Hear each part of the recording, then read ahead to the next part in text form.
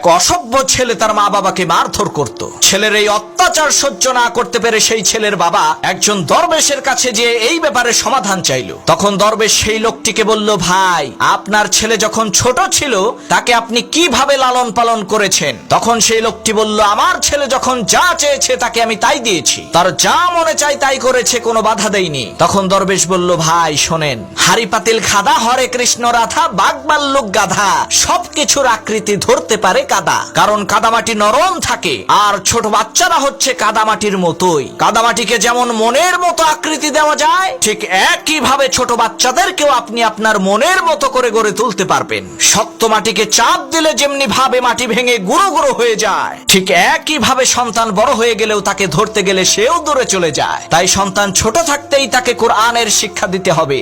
যেই সন্তানের মধ্যে দ্বীনের শিক্ষা আছে সে কোনোদিন মা বাবার সাথে বেয়াদবি করতে পারে না।